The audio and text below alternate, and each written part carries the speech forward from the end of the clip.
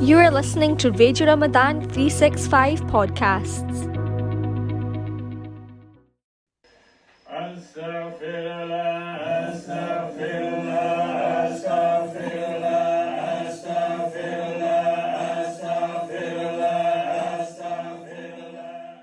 Welcome back. Chapter 27. Thank you, sir. Thank you. Thank you. In defense of autonomy. This chapter really deals with the idea of choice and choosing worship. Why do you think this is necessary, and why do you think that Islamic societies are accused of forcing people into worship? I mean, I know I was, because when I grew up where I grew up, we literally back in the 80s, it was the stick. It was literally, we were indoctrinated with the stick, and that Allah is not going to be happy with you. You must learn this, otherwise you will go to Jahannam, you know. And it was a very, very difficult time to correlate that into the relationship of how do you make this? Why are we forced? Well, I mean, I do. Yeah, that's why we force is a different question, but the forcing is a problem. Yes. I mean, clearly, because the forcing is about demanding compliance, and you therefore cultivate exactly the opposite of what is required. Yeah. So this the question first, is coming, So this thing, we think worshipfulness is about being good Muslims. Yeah. And I think that our understanding of worshipfulness has to escape the confines of our Islamic identity. Because it's the very nature of how human consciousness works. If you are, I mean, this is really about how you perceive, you know. If we put you on a very high mountain on a very clear day, so you have a stupendous sense of vista, and you see this extraordinary spread that's out in front of you, then it is reasonable to suspect that you have an experience of awe. In fact, there isn't, awe is the right English word. And they're very, I mean, if you can try and find synonyms, but they won't actually capture what awe does, because it's related to wonder, it's related to enchantment, but it's not quite. It's something more than that. Yeah. Now, what the basic ingredients of this awe experience would be is, first of all, an apprehension of how small you are vis-a-vis everything else you're looking at. In fact, without your smallness, awe isn't possible. Because the thing that produces the awe in the first instance is the perception of vastness. You know, that the grand, that's what produces the feeling of awe. But if you were the same size of the thing that you were looking at, you wouldn't have the experience of awe.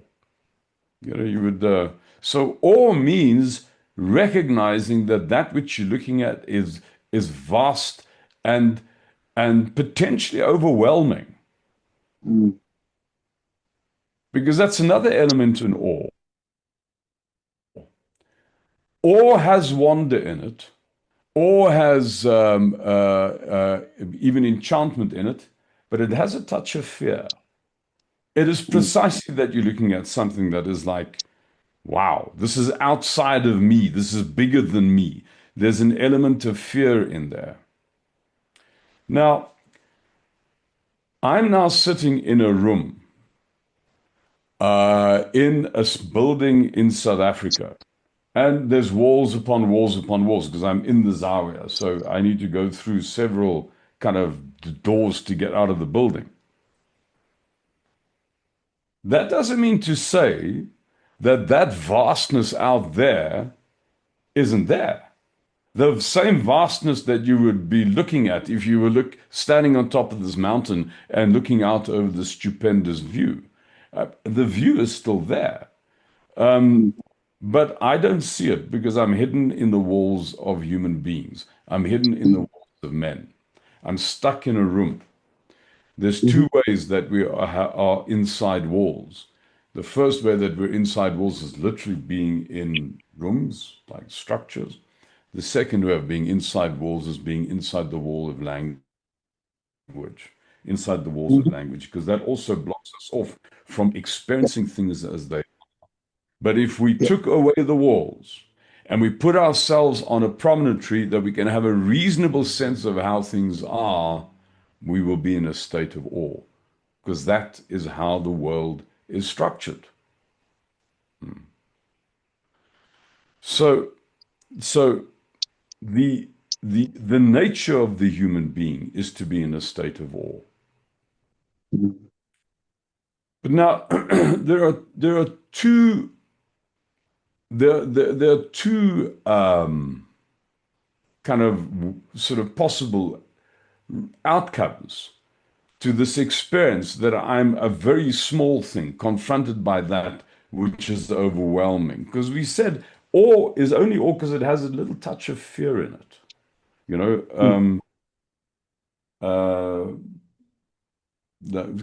like King Henry says in Henry V, he says, we will bend it to our awe or break it to pieces. So you have awe has within this thing can break me to pieces. So now you can have this the second way of looking at everything that isn't you. If you silence, you got out of the walls and looked. And the second way is this thing is immensely dangerous. This thing is vast and overwhelming. And it's the nature of that which is vast and overwhelming to overwhelm that which is small. So the second way that you could experience this vastness is that you you you can experience it as terror. So in essence, if you took away all the paraphernalia, just you and the rest of the universe, there's only two ways of experiencing everything that isn't you, or terror. There isn't a third way, That's you right. know. Now, what makes it possible for you to experience awe rather than terror is that you have to now use your noggin a little bit, and you need to say, well, is this thing that I'm looking at dangerous to me? Basically, is it my enemy or is it my friend? Because understand, we've said this, whatever you look at in the totality of what you're looking at, that's the face of Allah. So is this thing dangerous to you? Well, let's explore this. The first instance, is there anything that I am made up of that hasn't come from other than me? And it's the same thing about for you. There's nothing that you made up of that hasn't come from other than you. You don't manufacture iron, which is what makes your blood work. You don't manufacture water. You don't manufacture glucose that you need to penetrate. In fact, the calcium in your bones, everything that has gone to make up you has come to you from other than you. Which means this other than you that you're looking at has given you you. How's that for love? How can you describe this thing as your enemy? How's that even? It's not your enemy, you know? So it's the understanding of Ar-Rahman Ar-Rahim. First of all, you're alive by what has been granted, and what's being granted quite unconditionally, moment by moment, every moment you're alive. Also, you will agree with me that if you look out at the vastness of that thing out there, the potential number of things that could go wrong, that could kill you in this moment, is truly it's like incalculable. You Yes. know, You could, as we've said before, you could be taken, I think, from a meteor to a microbe and anything in between. So other than you protects you from it. It withholds its nature. It withholds the catastrophe and it grants you you. There's the two mercies. Because other than you has behind it your Rabb. Two mercies aimed at you. What you've been given and what's withheld. Ar-Rahman Ar-Rahim. Those are the two mercies, you know. Now, I have to choose that interpretation. Mm. Do you understand? That Yeah. me choosing to see this thing that I'm looking at as my benefactor and my ally, and the face of my benefactor and my ally, that has to be a choice. Because the moment it's compelled, it's no longer a choice. I mean, in essence, if I'm compelling you, am I mobilizing awe or fear? I'm mobilizing fear, you know? Mm. So that if I'm telling you do this or I'll beat you, are you choosing to do it? No. No. So the difference between awe and fear is choice. You have to choose the awe. Without Mm. choice, there's no worship. Because worship is the expression of awe. Without choice, there's no awe. So I mean, that's why. I mean, we have it in Quran. There's no compulsion in religion. Why? Mm. It's just you can't, not just you can't beat people so that they stop being Christians and become Muslim. If there's no compulsion in worshipfulness, you cannot compel worshipfulness. You can compel worshiping action. You know, I'm looking at the man from the outside. Mm. You know, he's doing all the things that are associated with Salah. You know, Mm. I have a sneak, this magic camera that we decided you and I were going to design that records what goes on in people's brains, minds. You stick the camera through his ear and you see, but while he's doing this, there's a porn movement going on in his consciousness. That's entirely conceivable. He's not even there. He's doing this because the neighbors will disapprove. Because he'd be beaten by now his dead father, because he's still living under that spook. No. So, you know, it's the tragedy of parenthood Mm.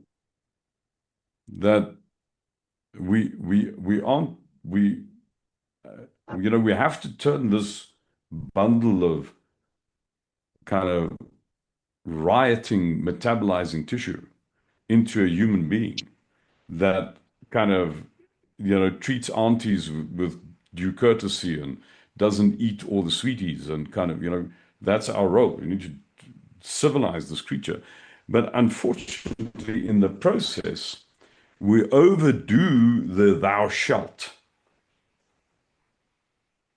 and Mm. we produce people who have actually been robbed of their ability to taste all. Because when they get up on the Mm. masala, they're getting up on a basis of duty, on a basis of compulsion, on a basis of ill feeling and guilt. They're not standing there on the basis of curiosity to experience what's there. It's a great tragedy. Yeah. Mm. Alhamdulillah. Alhamdulillah, Sheikh Saab. Thank you for that, Sheikh Saab. That's the conclusion of Mm, chapter 27. mm. So what we'll do, Sheikh Saab, we'll go straight into chapter 28. 28, yeah. Yeah, 28. We've got about 9 minutes, so we'll fly through that. That's fine. We'll do the best we can. Okay. Welcome to chapter 28, which is separation and connectedness. Why is there a sense of sadness at experiencing life as an individual, Sheikh Saab? I speak under correction, but I think there's a quote from Rumi Mm. that says, "The sound of the neigh is the cry of yearning of the reed for the reed bed." Mm. It is like, I mean, if you try and remember an experience where you felt deeply connected to somebody, like a loved one.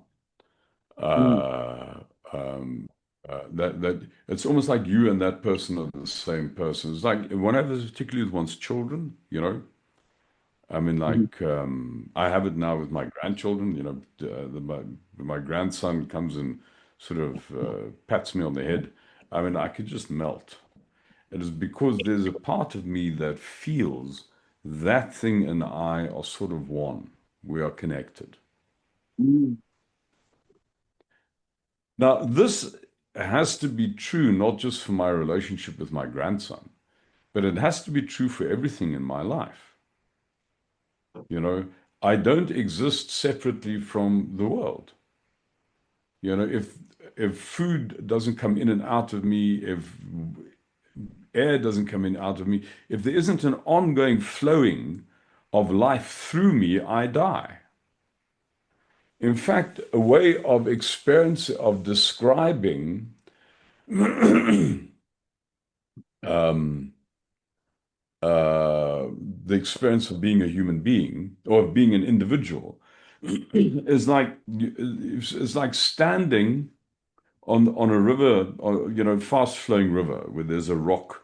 So you can imagine if you're looking at this river, there's a as the water's flowing over the rock, there's an agitation around the rock. And there's kind of like ripples before the rock and ripples after the rock. And if you turned those ripples into, you kind of made them almost lines on a drawing, you could say, but there's that area around the rock is its own thing. It's like, you know, I can see there's a shape there. And I can almost, I could draw that thing as an independent shape. But as soon as the river stops flowing, that thing is no longer there. That thing mm, is only sustained almost as an illusion because what's actually there is the river. It's only sustained because the river's flowing through it the whole time. And so it is with me.